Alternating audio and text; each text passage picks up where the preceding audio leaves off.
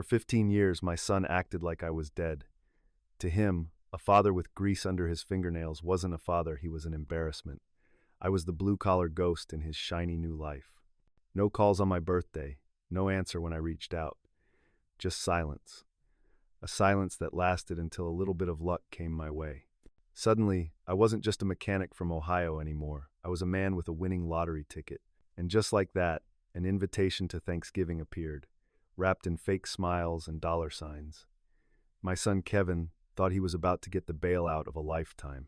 He thought his old man was finally going to be useful. But the only thing I brought to his perfect dinner table in Charlotte was a consequence 15 years in the making. And trust me, by the end of the night, nobody at that table was thankful for what I served. Before we get into it, do me a favor and hit that subscribe button, and let me know in the comments what you're having for dinner tonight. It's always good to know you're sharing a story with friends. There are different kinds of silence. There's the good kind, the one you earn after a long day in the garage, when the tools are wiped clean and the only sound is the ticking of an old engine cooling down. Then there's the other kind, the one that gets hammered into you over years. The silence of a phone that never rings on your birthday. The silence of a Christmas card that comes back, stamped return to sender. For 15 years, that's the silence my son Kevin gave me. It settled deep in the bones of my house here in Dayton, a quiet that was heavier than any noise. Most days, I don't let it get to me. A man learns to live with the choices other people make. I've got my routine. I wake up, I make my coffee, and I walk out to the garage, Corrigan and Son Automotive. The and Son part is just faded paint now, a ghost of a promise I made to a boy who loved the smell of gasoline and the feel of a socket wrench in his hand. The business is closed, has been for years. But I can't bring myself to sell the place. It's where I still feel like myself. I spend my mornings in there, tinkering. Right now, it's a 2068 Mustang. Not for a customer, just for me. The engine is a puzzle, a series of problems that all have a logical solution. You just have to be patient. You have to listen to what it's telling you. People aren't like that. There's no manual for them. On my workbench, next to a tray of polished chrome sockets, sits a vintage watch, a 1985 Seiko. It's been sitting there for a decade and a half, its hands frozen at 10:17. I'd been fixing it up for Kevin's high school graduation. It was going to be my big gift to him. A symbol, I thought, of time and patience. He never got it. He left for college down in North Carolina 2 weeks before the ceremony and never really came back. The last time I heard his voice with any real feeling in it was on a Tuesday in August. He called me from his dorm room, the sound of other kids laughing in the background. He'd met a girl, Brenda. Her father was in real estate. Kevin was changing his major from engineering to business. He said it with a new kind of voice, one I didn't recognize. It was smooth, polished, like he'd sanded off all the Ohio parts of himself. "Dad," he'd said, "I'm looking at the future here. People don't get ahead by smelling like an oil pan at the end of the day. They just don't." I remember I was holding a greasy rag, standing right by the bay doors of the shop. I could feel the heat of the summer pavement outside. And all I said was, "There's no shame in honest work, son." He laughed. It wasn't a kind laugh. "Maybe not," he said, "but there's no big payout either.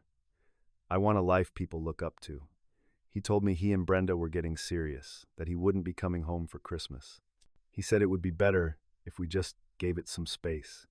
He needed to build his own world, he said. A world without grease under its fingernails. That was the last real conversation we ever had. 15 years of a silence he built, brick by brick. A silence I just learned to live in until that letter arrived and changed the weather for good. That silence held the line for 15 years, 4 months, and about 12 days.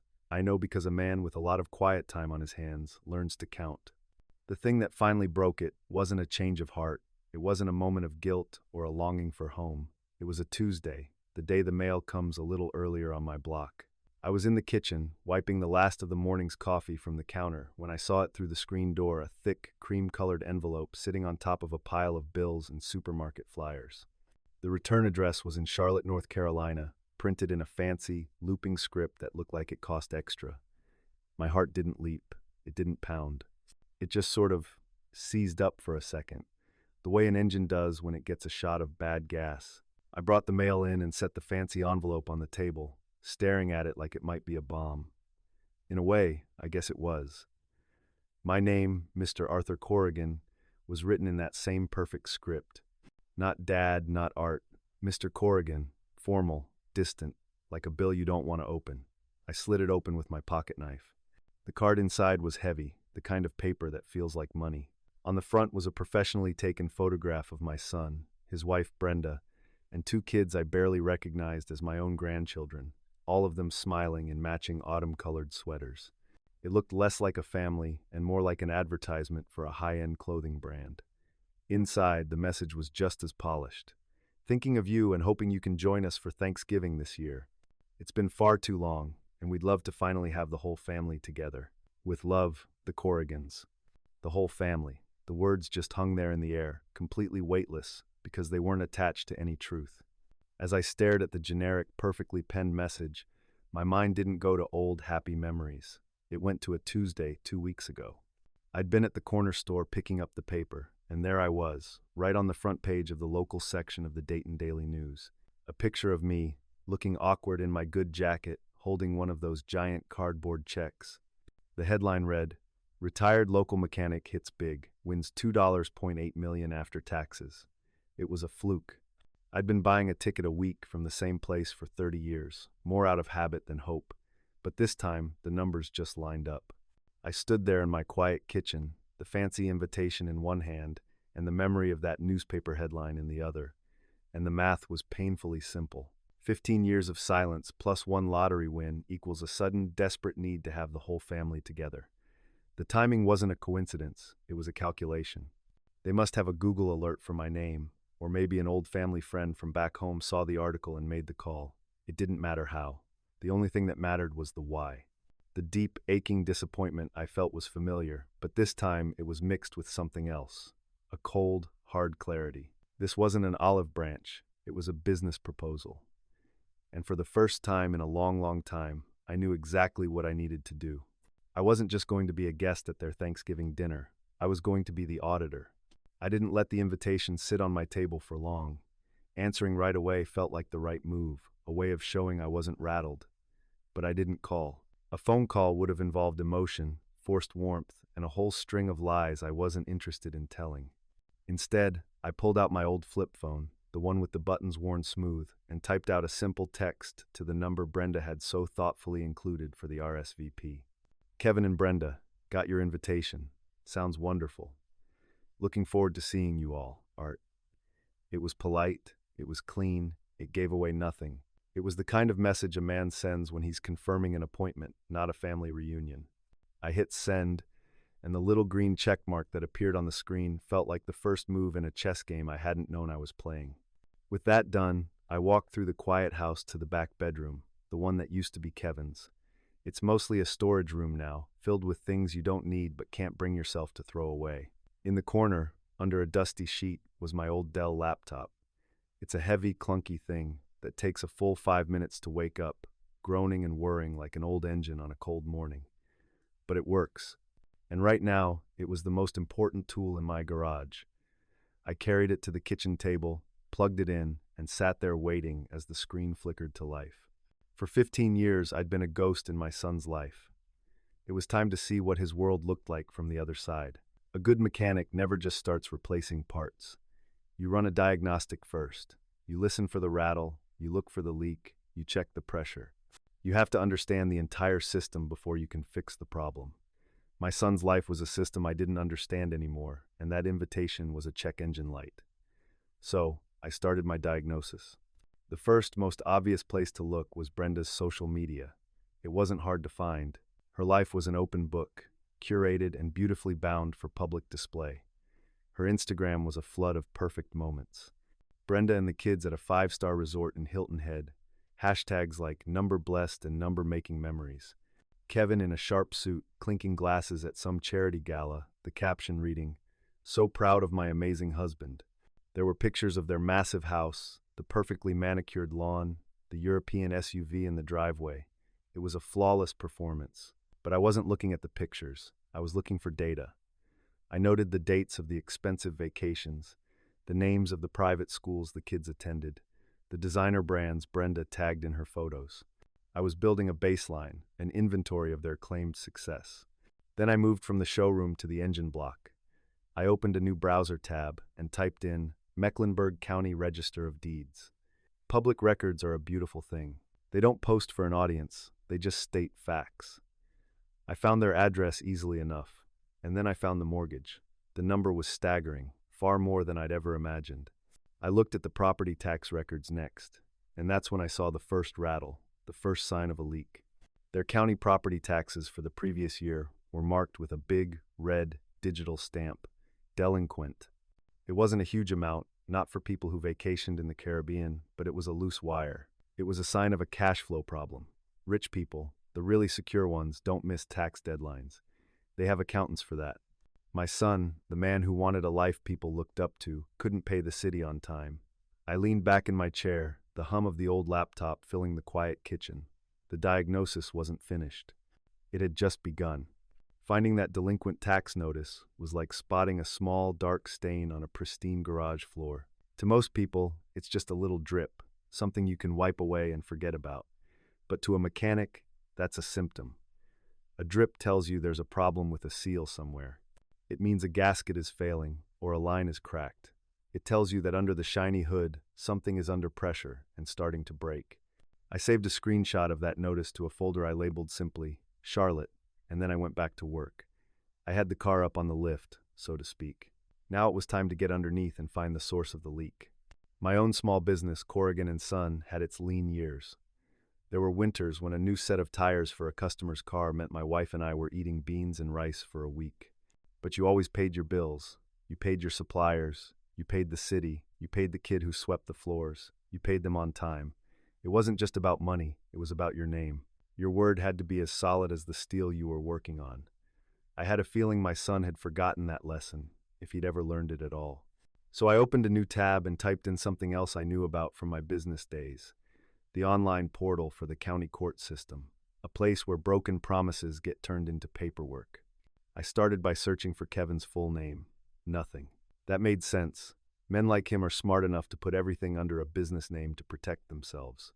So I typed in the name I'd found on the state registry, Corrigan Development Group, LLC. I hit enter, and the screen blinked as it populated the results. At first, it was just minor stuff, traffic violations for company vehicles, things like that. But then I scrolled down, and my breath caught in my throat. There were 3 separate lawsuits filed against his company in the last 18 months. They weren't from big banks or major corporations. They were from people like me. The first was from a company called Oak Ridge Landscaping. They were suing for $7,800. The attached invoice was for landscape installation and seasonal maintenance at Kevin and Brenda's own home. They had stiffed the guys who mowed their lawn and planted the perfect flowers Brenda posed in front of for her Instagram pictures. I looked at the date the lawsuit was filed, May 12th of this year. My hand, moving almost on its own, clicked back to the browser tab with Brenda's social media. I scrolled down through the endless photos of brunch and shopping trips. I found the posts from the second week of May. There was a picture of Brenda holding up a new designer handbag, the kind that costs more than my monthly mortgage payment. The caption read, "Hubby knows the way to my heart, feeling so spoiled." Underneath it, another photo from 2 days later. Her and Chloe, at a high-end salon, getting manicures. A little mother, daughter pampering, number self-care, number girly things. I felt a cold, sour feeling rise in my chest. This wasn't a family struggling to make ends meet. This was a conscious choice. They were living a life of luxury on the backs of working people, smiling for the camera while a landscaper was probably trying to figure out how to make his own payroll. This wasn't a leak, it was rot. I clicked back to the court records, my jaw set. The next lawsuit was from a lumber supplier for $32,000. The one after that was from an electrician for $12,000. A clear, undeniable pattern of deceit was laid out in black and white on my screen. This perfect life Kevin had built, the one he'd abandoned his own father for, was a sham. It was a hollow, half-finished building with a beautiful facade, propped up by unpaid bills and broken promises. I slowly closed the laptop, the low hum of the fan dying out in the quiet kitchen. The screen went dark, but the reflection of my own grim face stared back at me. I finally understood the full scope of the problem. This wasn't a simple repair job. The whole engine was shot. A night's sleep didn't soften the edges of what I'd found. If anything, the quiet darkness of my house only made the facts on the screen seem sharper, colder.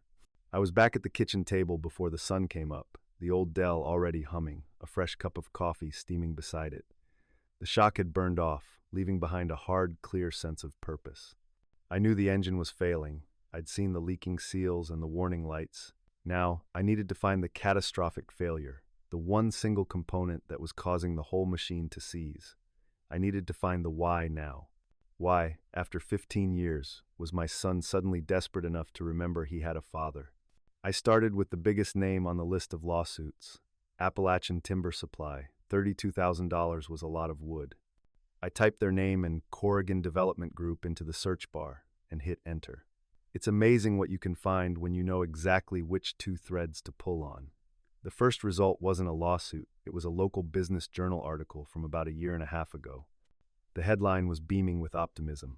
Corrigan Development Group breaks ground on ambitious South Creek project, The Pinnacle. There was a picture of Kevin, shovel in hand, dirt on his $1,000 shoes, smiling that same polished, confident smile from the Thanksgiving card. He was quoted extensively in the article, talking about synergy and disruption, and crafting a new paradigm for luxury living in Charlotte. It was all smooth, empty corporate jargon, the kind of talk that's meant to sound impressive but doesn't actually mean anything. But the article gave me the one thing I needed, the name of the failing part. The Pinnacle at South Creek. With that name, everything changed. It was like having the right size socket for a bolt that just wouldn't budge. I started searching for the project directly. The official marketing website was still up, full of glossy architectural renderings and promises of a life of effortless elegance. But when I searched for the Pinnacle at South Creek problems, the real story began to unfold. I found a small private Facebook group for Charlotte area construction subcontractors. The group's description said it was a place to share tips, find work, and warn others about bad clients. I had a feeling I'd find what I was looking for in there. I made a fake profile, named it Bill's Handyman Service, gave it a picture of a golden retriever, and requested to join. 10 minutes later, I was in. It took me less than a minute of scrolling to find the thread. The title was blunt. Anyone else getting screwed by Corrigan at the Pinnacle? It had over 200 comments. I spent the next hour reading every single one, my coffee growing cold beside me. These were the voices of the people my son had cheated. Electricians, plumbers, painters, drywallers. Men like me, who ran their own small crews and depended on getting paid to feed their own families. He's 90 days past due for me. Every time I call his office, I get some new excuse. My crew walked off the job last week. I can't pay them with Kevin Corrigan's big promises. Has anyone put a lien on the property yet? We need to get in line. It was a chorus of anger and desperation. I felt a familiar, hot anger rising in me, not for myself, but for them. These were the men whose work Kevin was using to build his fantasy, and he was treating them like they were disposable. Then, buried deep in the comments, I found the key. One user, a commercial roofer, had written, "Heard from a buddy at the bank that they're getting ready to call the note. Hope they know he signed a PG on this whole disaster. He's going to lose more than just the job site." I froze, my fingers hovering over the keyboard. PG. I knew what that meant. Personal guarantee. It's the move a bank makes you take when they don't fully trust your business to cover a loan. It means the line between the company's debt and your own money disappears. It means if the project fails, the bank doesn't just take back the property. They come for your house, your car, your savings. They come for everything. My heart was hammering in my chest. I went back to the county records website, my hands moving with a new urgency. I searched for the commercial loans attached to the Pinnacle property. There it was, a multi-million-dollar construction loan from a regional bank. I clicked to download the full document packet. It was over 100 pages of dense legalese, but I didn't care. I scrolled, page after page, my eyes scanning for the signature section, and then I found it. The final addendum, the personal guarantee, and there was his signature, scrawled confidently at the bottom of the page, binding his entire, perfect, curated life to this one failing project. I leaned back and stared at that signature. The final piece of the puzzle clicked into place. The engine wasn't just shot, it was about to be repossessed. And the bank was coming to collect. That's why he called. That's why, after 15 years, he suddenly needed his father. He wasn't looking for family, he was looking for a cosigner. For a long time, I just sat there in the pre-dawn quiet, the glow of the laptop screen illuminating my son's signature. That looping, arrogant signature was the linchpin. It was the single bolt holding the whole broken, rattling machine of his life together, and the threads were about to strip. I could have stopped there. I had enough information to walk into his house on Thanksgiving, throw a folder on his perfect dining room table, and watch his world catch fire. But I knew my son. Kevin's greatest skill was his ability to talk. He could sell water to a drowning man and convince him it was a good deal. If I just confronted him with the facts, he would spin them. He'd create a narrative of temporary setbacks, of misunderstandings, of a brilliant plan that was just on the verge of success. He would talk and talk until the truth was buried under a mountain of his smooth, empty words. I didn't want a confession. I didn't want an argument. I wanted an ending. And to get an ending, I had to do more than just point out the problem. I had to become the solution. A mechanic knows that some repairs can't be done while the engine is still in the car. Sometimes you have to pull the whole thing out to get to the real damage. I needed to pull the engine out of my son's life. I needed leverage that words couldn't touch. The next morning, I didn't open the laptop. I picked up the phone. I looked at the loan documents I'd saved and found the name of the lender, Piedmont Trust and Loan. A small regional bank based in Charlotte. Not a national giant, but a local player. A bank like that can't afford to have a multi-million-dollar commercial loan go bad. It's not just a rounding error on their books. It's a gaping wound. I called their main number and asked for the commercial debt department. I got a man on the phone named Mr. Davies. His voice was tired, the sound of a man who'd been listening to excuses all week. I kept my introduction simple. Mr. Davies, my name is Arthur Corrigan. I'm a private investor from Ohio. I'm calling about one of your assets, the construction loan for the project known as the Pinnacle at South Creek. There was a cautious silence on the other end of the line. I'm not sure I can discuss the details of a client's account, Mr. Corrigan. You don't have to, I said calmly. I know the project is stalled. I know there are at least 5 active mechanics liens filed against the property. I know the primary developer, Kevin Corrigan, is personally guaranteed on the note and that you're preparing to call that note. I also know that a non-performing loan of that size is a significant problem for a bank like yours, especially at the end of a fiscal quarter. The silence on his end was different now. It was the sound of a man sitting up straighter in his chair. What is it you want, Mr. Corrigan? I want to solve your problem, I said. I want to buy the debt, all of it. Cash offer. I'll wire the funds as soon as the paperwork is signed. You get a bad loan off your books. You avoid a messy and public foreclosure, and you get to walk away clean. He was quiet for a full minute. I could hear him tapping on a keyboard. Buying distressed debt isn't an act of charity, it's business. A bank will often sell a bad loan for pennies on the dollar just to cut its losses. I was offering him a quick, quiet way out. What's your offer? He finally asked, his voice all business now. I told him the number. It was a substantial piece of my lottery winnings, but it was a fraction of the loan's total value. I heard him let out a slow breath. I'll have to take this to my board, he said. But I expect you'll be hearing from our legal department very soon. 3 days later, I was sitting in a small glass-walled office at my own local bank here in Dayton. The branch manager, a woman I'd known for 20 years, looked over the documents with a worried expression. Art, are you sure about this? This is a significant transfer. I'm sure, I said, my voice steady. I signed the last page and pushed it back across the desk. She made the call, authorized the wire transfer, and after a few tense minutes of silence, she looked up and nodded. The transfer is complete. The funds have been received by Piedmont Trust. It was done. With a few signatures and the quiet hum of a computer, I had done it. I was no longer just the ghost at my son's feast. I was the bank. I was the lender. I was the man who owned the single thread that was holding my son's entire world together. And Thanksgiving was just 1 week away. The drive from Dayton to Charlotte is a long one, about 8 hours if you don't stop much. I made it in my old Ford F-150, the one I bought new back in 2008. The engine has over 200,000 miles on it, but I've taken care of it so it runs truer than most new cars on the road. As the flat gray plains of Ohio slowly gave way to the rolling hills of the Carolinas, I had a lot of time to think. I didn't feel angry. I didn't feel nervous. I felt like I used to on a Saturday morning, driving out to a customer's farm to work on a broken-down tractor. I had the right tools in my truck. I knew exactly what the problem was, and I was just going to do the job.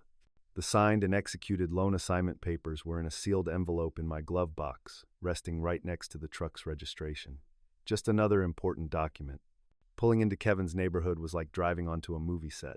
Every house was enormous, a different style of modern farmhouse or faux Tuscan villa, each one sitting on a lawn so perfectly green it looked like it was installed by a carpeting company.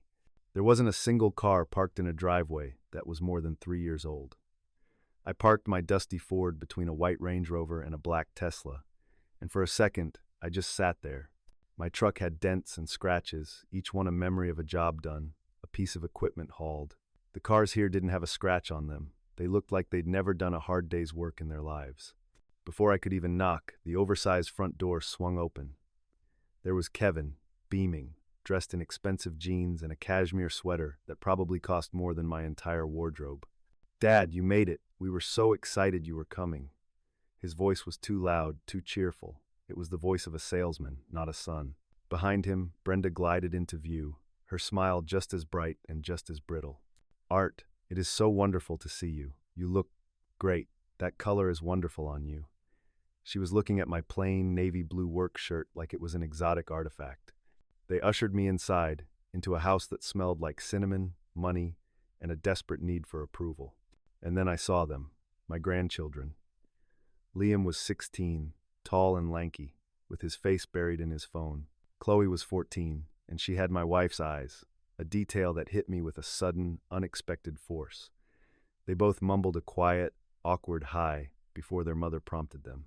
"Guys, say hello to your grandfather. He came all the way from Ohio to see us." Chloe looked up for a second, a flicker of curiosity in her eyes, before it was extinguished by a notification on her screen. Liam didn't look up at all. I felt a pang in my chest, a deep and sudden sadness, not for me, but for them. For the years they'd been taught that this stranger, this man who shared their blood, wasn't worth knowing. The Thanksgiving dinner was a masterclass in performance art. Brenda presented each dish with a monologue about where she'd sourced the organic, free-range ingredients. Kevin kept the conversation light and steered it, not so subtly, toward my newfound wealth.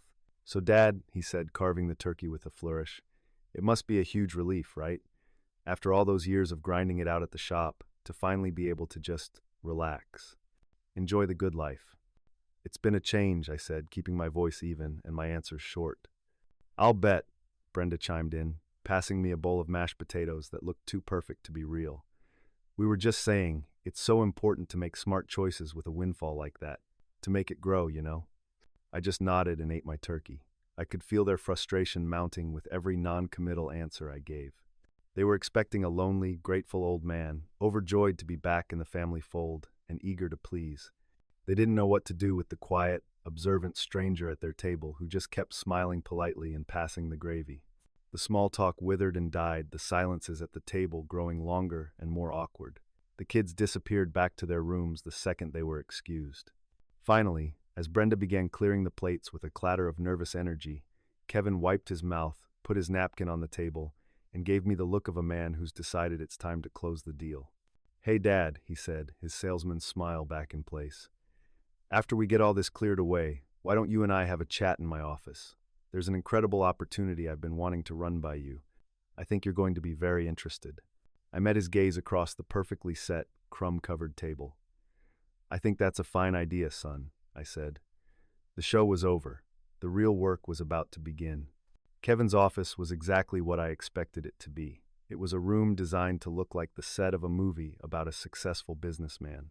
Dark mahogany desk, floor-to-ceiling bookshelves filled with books that looked like they'd never been opened, and a wall of framed awards and photos. I saw one of him shaking hands with the mayor, another of him and Brenda at a black tie event, their smiles wide and empty. The whole room was a performance, a carefully constructed stage for the man my son wanted the world to see. He gestured for me to sit in one of the plush leather chairs opposite his desk, the kind that makes a soft whoosh sound as you sink into it, designed to make a visitor feel small. He sat in his own high-backed chair, leaning back like a king on his throne.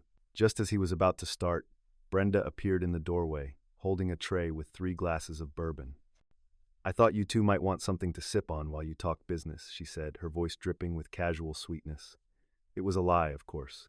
She wasn't about to miss the moment the fish took the bait. She set the tray down, then perched on the edge of a small sofa in the corner of the room, the perfect picture of the supportive, interested wife. Kevin took a sip of his drink, cleared his throat, and launched into his pitch. "So, Dad," he began, leaning forward and spreading a set of architectural drawings across his desk. "This is the pinnacle at South Creek. It's more than a building. It's a statement. We're looking at 120 luxury residential units, premium ground, floor retail, the works. The market in Charlotte is absolutely on fire, and we're positioned to capture the highest end of it." He went on like that for 10 minutes, throwing around terms like pre-construction pricing, phase 2 equity, and guaranteed 8% return. He was smooth, I'll give him that. He was passionate. He almost sounded like he believed it himself. He had it all mapped out. He was offering me a founder's position, a chance to get in on the ground floor before they opened it up to other investors. He was doing me a favor, he said, a way for us to finally build something together. It was the most dishonest, manipulative speech I had ever heard in my life. And I just sat there, nodding, letting him spin his web, letting him lay out every single thread of his lie. When he finally finished, he leaned back with a triumphant look on his face, the picture of a man who had just closed the biggest deal of his life. "So what do you think, Dad? It's a can't-miss opportunity, a real legacy project for the Corrigan name." I let the silence hang in the air for a moment before I spoke. I slowly reached down and lifted my old worn leather briefcase onto my lap. "It's a very impressive presentation, Kevin," I said, my voice quiet but clear. "In fact, I was so moved by your invitation that I brought a presentation of my own, a Thanksgiving gift, you could call it." I clicked open the latches on my briefcase and pulled out a heavy, black, leather-bound binder. It was the kind he would use, professional and serious. I placed it on his polished mahogany desk. It landed with a solid, heavy thud that seemed to suck all the air out of the room. Kevin and Brenda both stared at it, their smiles faltering, confusion creeping into their eyes. I opened the binder to the first page. It was a glossy printout of one of Brenda's Instagram posts from their ski trip to Aspen. "This is you, Brenda," I said calmly. "Looks like a wonderful time." I then flipped to the next page. "And this is the invoice from Oak Ridge Landscaping, and the court filing from when they had to sue you for the $7,000 you never paid them. I noticed the lawsuit was filed the same week you were enjoying that mother-daughter pampering day." Brenda's face went pale. The color just drained right out of it, leaving her perfectly applied makeup looking like a mask. Kevin started to speak, but I just raised a hand and turned the page again to a new tab I'd labeled Public Record. "And this is the delinquent notice for your county property taxes. You know, for a man who talks about building a legacy, you seem to have a hard time paying for the ground it's built on." "Okay, Dad, I don't know what this is," Kevin stammered, trying to sound angry, but his voice was shaking. "I'm not finished," I said, my voice still perfectly level. I turned to the next section, legal troubles. One by one, I laid them out. The $32,000 lien from Appalachian Timber Supply. The $12,000 lawsuit from the electrician. With each page, the room got colder, quieter. Kevin's face had gone from red to a sickly, ashen gray. He looked like a man who had just seen a ghost. "This is a temporary cash flow issue," he finally managed to get out, his voice cracking. "Every developer deals with this. You don't understand." "Oh, I think I do," I said. I turned to the final section, the one I'd labeled the human cost. It was filled with screenshots from the subcontractor's online forum. I didn't need to read them all. I just read one from a user named Frank P. Electric. "He's 90 days past due for me. My daughter's tuition was due last month. Every time I call his office, I get some new excuse about the bank.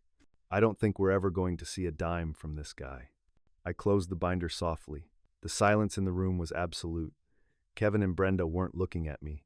They were staring at that black binder on the desk as if it were a coffin. The entire, beautiful, hollow performance was over. The stage was collapsing around them, and the only thing left was the raw, ugly truth of it all, sitting right there on the polished surface of my son's expensive desk. Kevin stared at the binder, his mouth opening and closing like a fish pulled from the water. The smooth, confident salesman was gone, replaced by a pale, cornered man whose entire world had just been reduced to a set of damning documents on his own desk. Brenda was frozen on the sofa, her hands clutching a silk pillow, her knuckles white. The carefully constructed performance of their life was over, The curtain had been torn down, and the reality of the backstage mess was harsh and unforgiving. This is insane, Kevin finally sputtered, shaking his head. He tried to inject some anger into his voice, but it just came out thin and brittle. You come into my home on Thanksgiving, and you throw these lies, these half-truths at me? These are just business challenges. Every developer has them. This is normal. Is it, Kevin? I asked, my voice still quiet. The quiet was the most powerful tool I had. Is it normal to have your landscaper take you to court the same week your wife buys a $2,000 handbag? Is it normal to have your electrician tell a stranger on the internet that he can't pay for his daughter's education because of you? Does any part of that feel normal to you? You have no right, Brenda suddenly snapped from the couch, finding her voice. It was sharp, venomous. You have no right to dig into our private lives. This is harassment. Your private life, Brenda, was funded by public deceit, I said, turning my head to look at her for the first time. The moment you stopped paying the people who work for you, your finances stopped being private. They became a matter of public record. I didn't have to dig. I just had to read. Kevin slumped back in his throne-like chair, the fight visibly draining out of him. He looked from the binder to me, a desperate, pleading look in his eyes. Okay, he said, his voice dropping to a near whisper. Okay. So things have been tight. I was going to make it right. The pinnacle, it's going to turn around. I just need a small bridge loan, a little capital to get over the hump. Dad, that's what I was going to ask you for, to be a partner, to help me fix this. I almost laughed.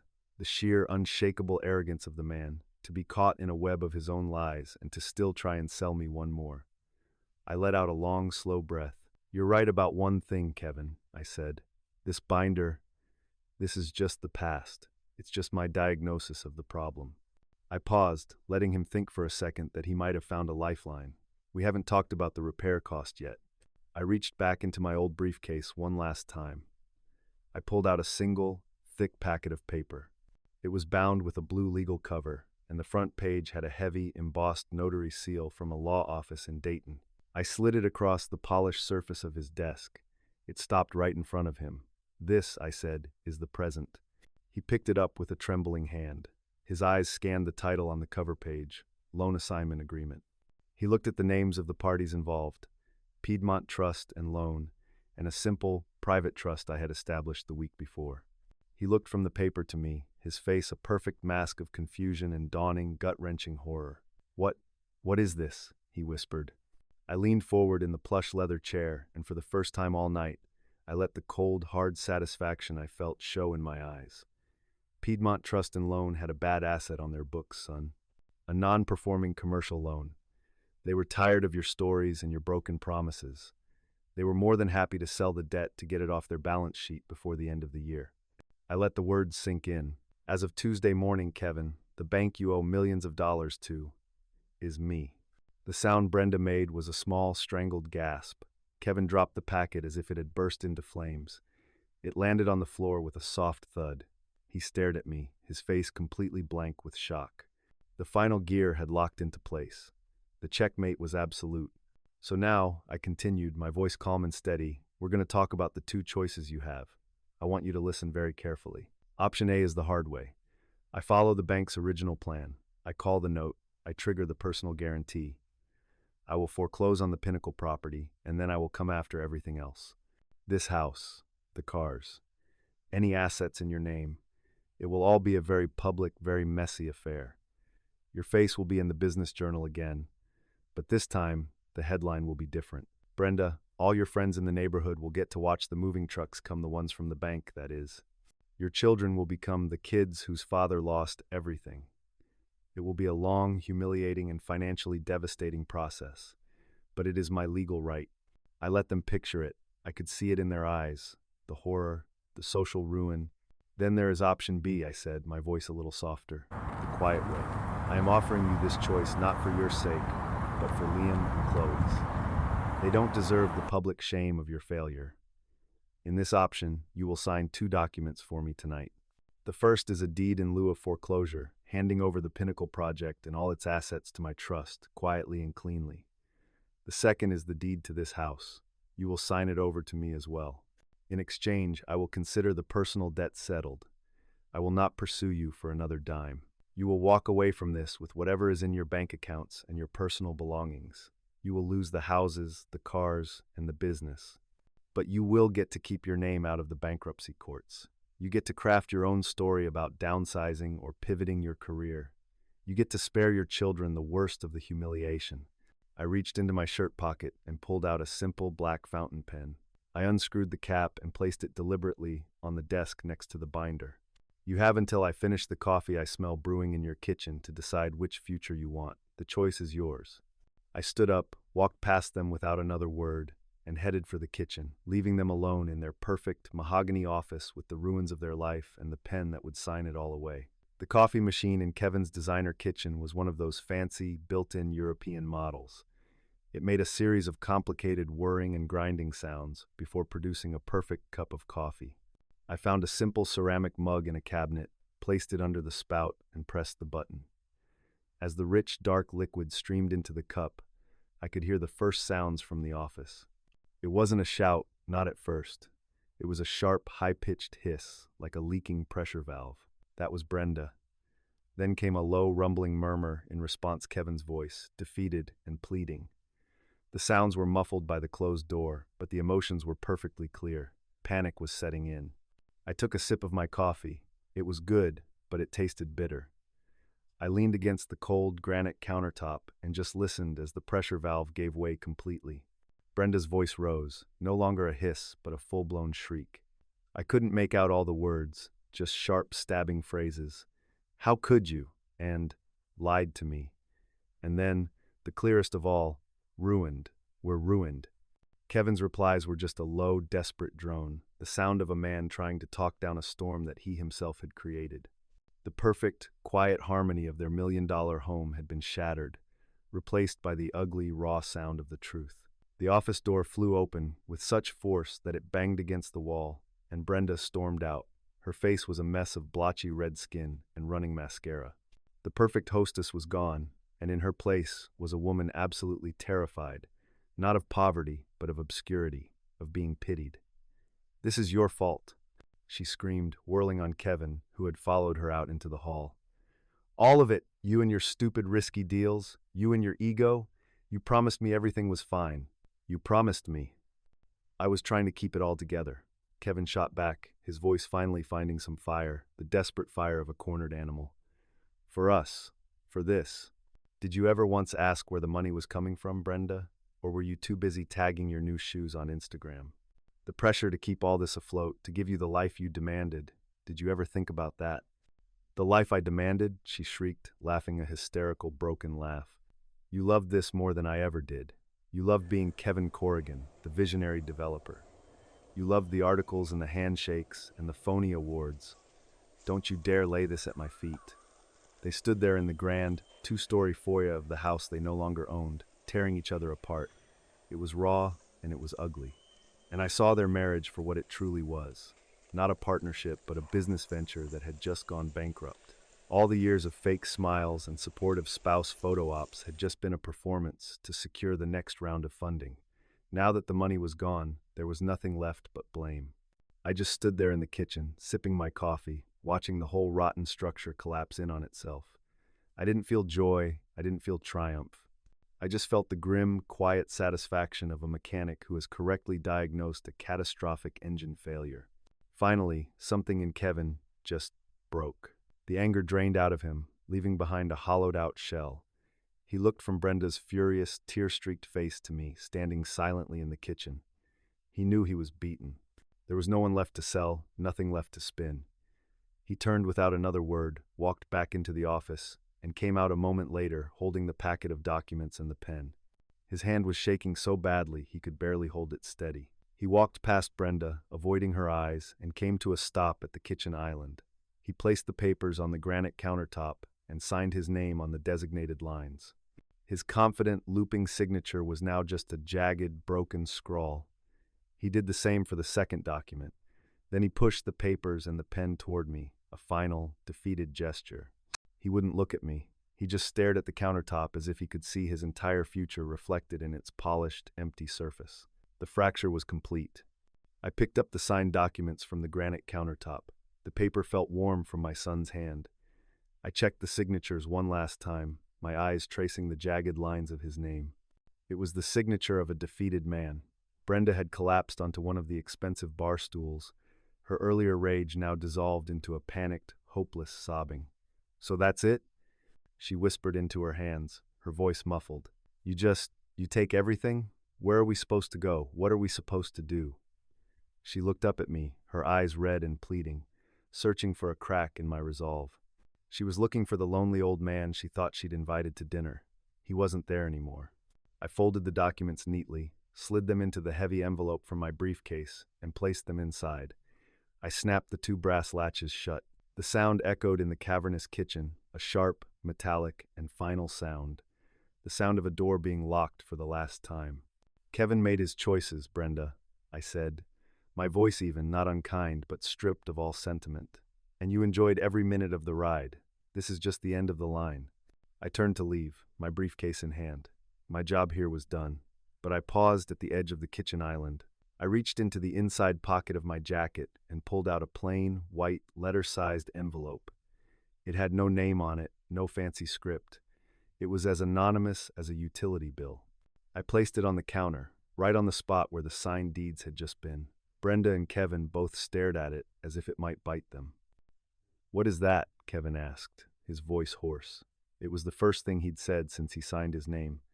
"That," I said, looking from him to Brenda, "is for Liam and Chloe." And I let them process that for a second. I saw the flicker of confusion, then a desperate, pathetic glimmer of hope in their eyes, thinking it might be a check, a last-minute reprieve. I extinguished that hope before it could catch fire. "It's a key," I explained, "and a lease agreement. It's for a townhouse over in the Northwood district. 3 bedrooms, 2 baths. It's furnished. The lease is in my name, and I've paid the rent for the first 6 months. The utilities are already on.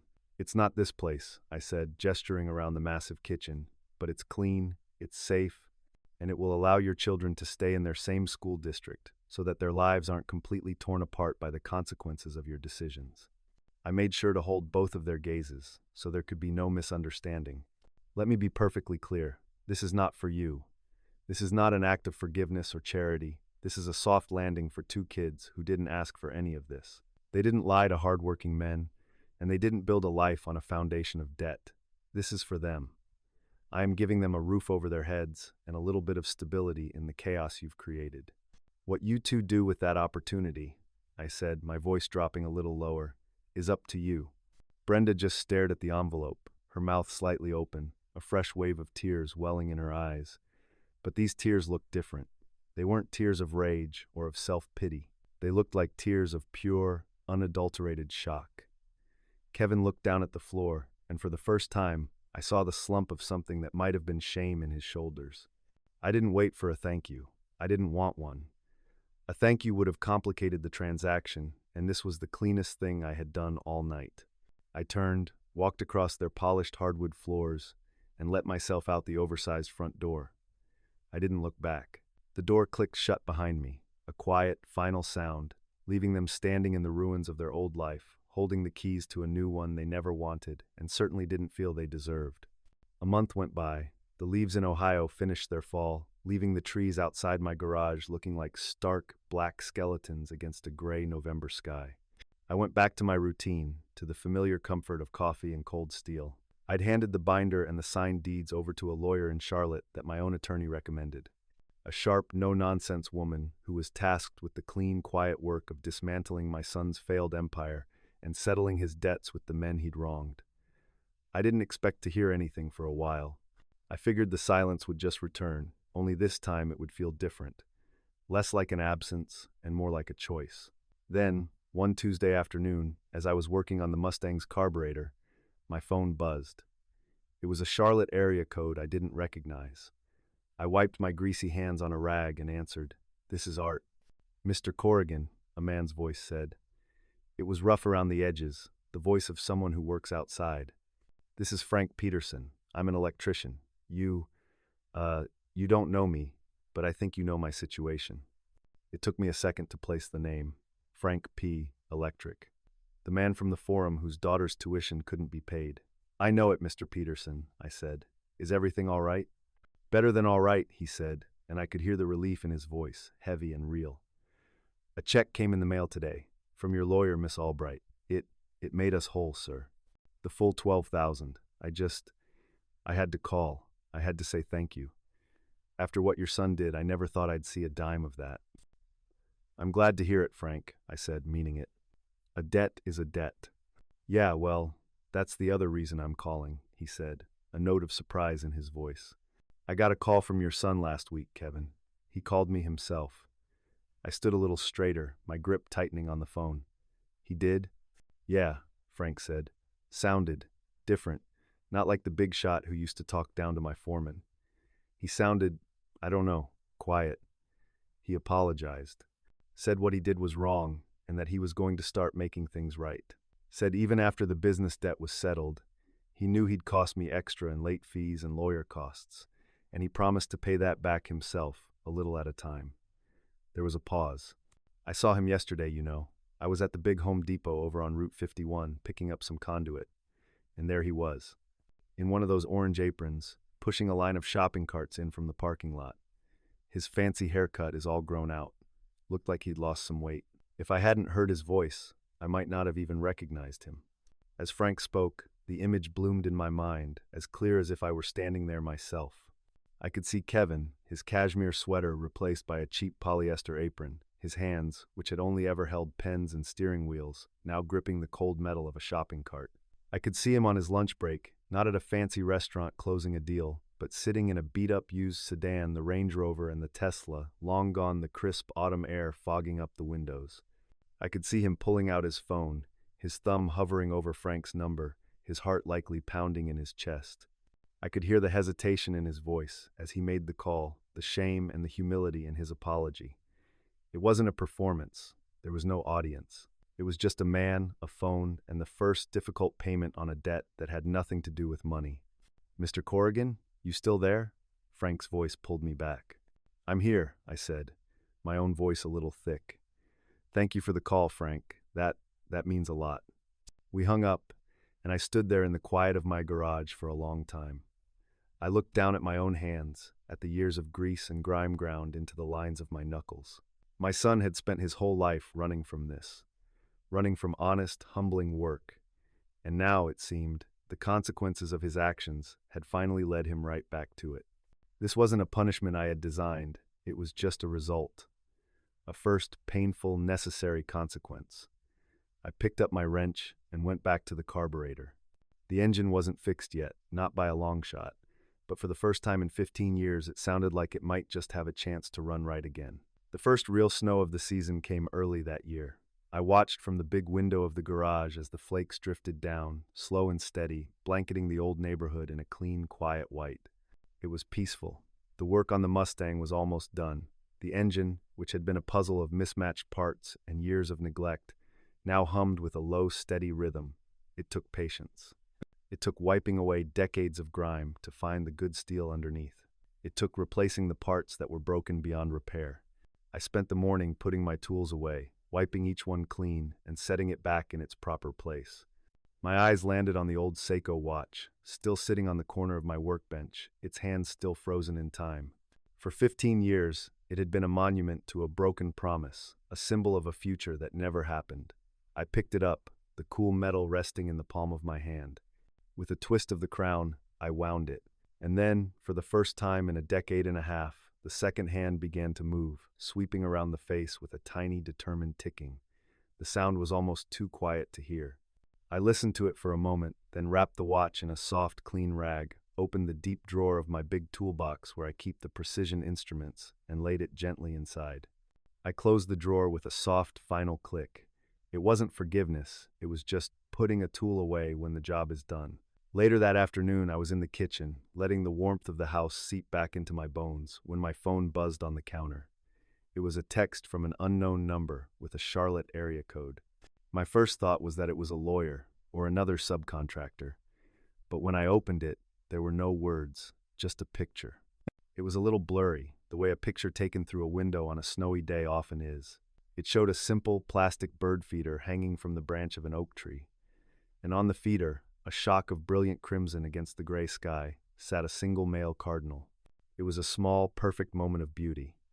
I knew, without having to ask, who sent it. I could picture Chloe in her new, smaller bedroom, looking out the window of the townhouse, seeing something bright and alive in the middle of the winter storm, and for some reason, she might not even understand herself, wanting to share it with the quiet, strange old man from Ohio. I stared at the picture for a long time, that tiny, resilient spot of color in the middle of all that white. I thought about replying, a simple thank you, or that's a beautiful bird. But I didn't. Some things are better left quiet. A reply would be starting a conversation, and we weren't ready for that yet. This picture wasn't an opening line, it was a proof of life. It was a sign that in the quiet space my actions had created, something new and fragile was starting to grow. A slow, real smile spread across my face, the first one that felt like it belonged there in a long, long time. I set the phone back down on the counter. For 15 years, the silence from my son's life had been a weight, a heavy, suffocating blanket. But now, standing here in my warm kitchen, listening to the snow fall outside, the silence felt different. It was just quiet. It was the sound of a well-tuned engine, waiting for the open road. It was the sound of peace.